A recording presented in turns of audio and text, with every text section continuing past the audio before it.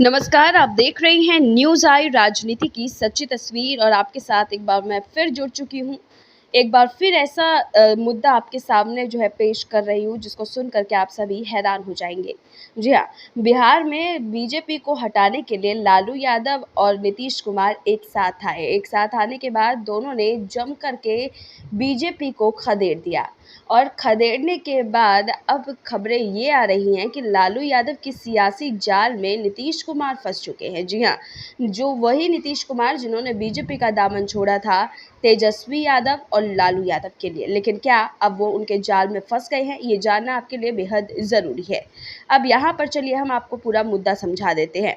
दरअसल बिहार के मुख्यमंत्री नीतीश कुमार और आरजेडी के राष्ट्रीय अध्यक्ष लालू प्रसाद यादव में शहमात का खेल चल रहा है। नीतीश कुमार अब लालू की हर बात मानने को तैयार है, लेकिन बिहार छोड़ने का उनका मन नहीं है। इसके लिए नीतीश जुगत भिड़ाते रहे हैं। दूसरी ओर लालू भी नीतीश की घेरेबंदी से बाज नहीं आ रहे। वे हर हाल में उन्हें बिहार छुड़ाना चाहते हैं। विपक्षी दलों के गठबंधन इंडिया की अगली प्रस्तावित बैठक में शायद लालू अपने मकसद में कामयाब हो जाए।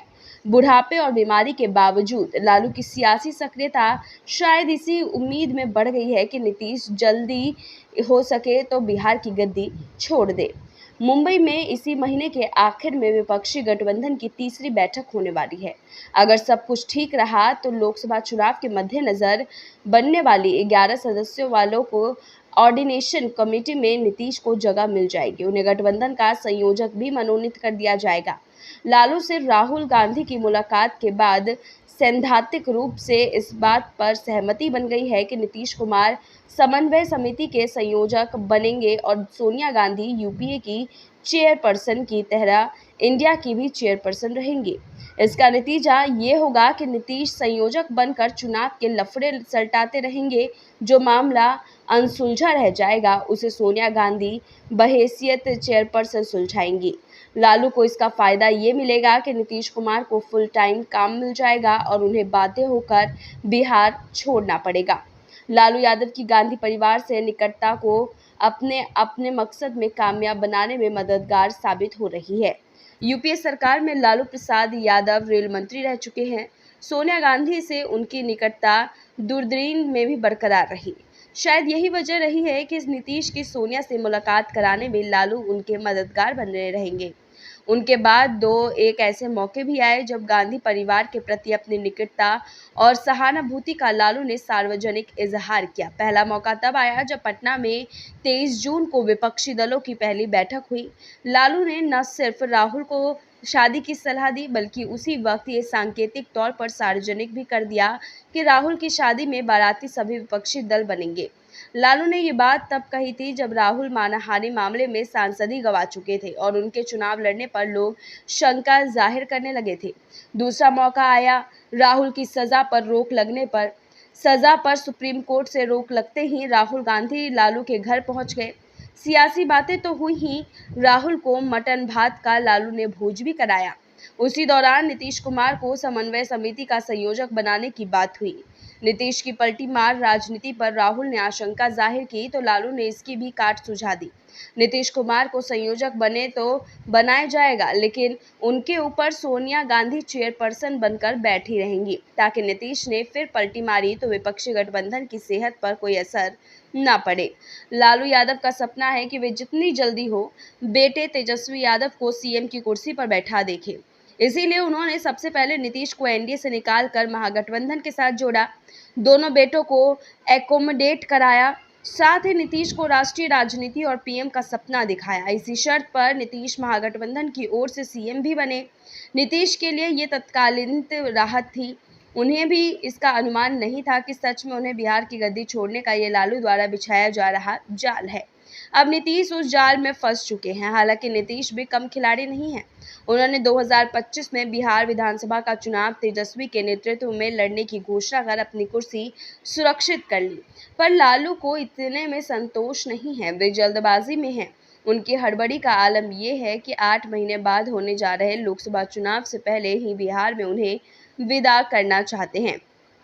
आप सभी को बताते चले कि बात जितनी आगे बढ़ चुकी है कि उसमें नीतीश कुमार के सामने दो ही रास्ते दिखते हैं। पहला कि वे नफा नुकसान की परवाह किए बगैर लालू की लिखी स्क्रिप्ट पर प्ले करते रहें। दूसरा कि वे पुराने अंदाज में पेश आएं, मसलन कुर्सी सुरक्षित रहने की गारंटी पर एनडीए के साथ चले जाएं। हालांकि एनडीए में लौटना अब उनके लिए भारी फजीहत भी हो बातों की एनडीए के सीधे तौर पर उनके लिए अब दरवाजे बंद हो चुके हैं। हालांकि एनडीए में नीतीश की कमी अभी तक महसूस की जाती है। केंद्रीय मंत्री रामदास अठावले ने भी कहा था कि हाल ही में पटना यात्रा के दौरान ये बात भी कही थी उन्होंने कि नीतीश को एनडीए में लौट आने का आग्रह भी किया गया है। राहुल गांधी की सजा पर रोक लगने से कांग्रेस जिस तरह उत्साहित है, उससे ये बात साफ हो गई है कि पीएम के सबसे बड़े दावेदार वही हैं। नीतीश के ये भी उम्मीद जताई जा रही है। हालांकि नीतीश ने पहले ही साफ कर दिया था कि वे पीएम पद की रेस में नहीं है। मसलन नीतीश विपक्षी गठबंधन के साथ रहते और राजनीति से संन्यास नहीं लेते तो उन्हें लोकसभा का चुनाव लड़कर राष्ट्रीय राजनीति में फिर उतरना पड़ेगा। जीवन में एक बार विधायकी और एक बार सांसदी के अलावा नीतीश ने अब तक चुनाव नहीं लड़ चुके हैं, इसीलिए ये स्थिति उनके सामने अनुकूल नहीं होगी। खैर, अगले महीने कुछ स्थिति साफ हो जाएगी। बिहार में विपक्षी बैठक में बैठी भाजपा और उसके सहयोगी दल बार बार ये बात कहते हैं कि लोकसभा चुनाव तक जेडीयू टूट जाएगा। ज्यादातर उसके विधायक सांसद एनडीए के किसी घटक दल के साथ होंगे। सच तो यही है कि लालू को भी इसका इंतजार रहेगा, इसीलिए कि जेडीयू के टूटने पर 8 विधायकों ने भी साथ दिया तो आरजेडी की सरकार बन जाएगी। बिहार में सरकार बनाने के लिए 122 सदस्यों का समर्थन जरूरी है। बिहार में बने महागठबंधन में जेडीयू को छोड़ आरजेडी, कांग्रेस और वाम दलों के 114 विधायक हैं, यानी बहुमत से महज 8 विधायक कम। तब तो नीतीश का नाम लेवा भी शायद यही कोई बचेगा, यानी लाठी भी नहीं टूटेगी और सांप भी मर जाएगा। इस रिपोर्ट को देखने के बाद आप लोग के मन में अब क्या सवाल है, हमें कमेंट करके ज़रूर बताइएगा। लेकिन आज मुद्दा यही कह रहा है बार बार कि जिस तरह से नीतीश कुमार अभी तक खेला खेलते रहे हैं, उसके ऊपर लालू यादव का ये दाव भारी पड़ता हुआ नजर आ रहा है। फिलहाल अभी के इस खास रिपोर्ट में बस इतना ही। देश दुनिया की तमाम बड़ी खबरों के लिए देखते रहिए न्यूज़ आई।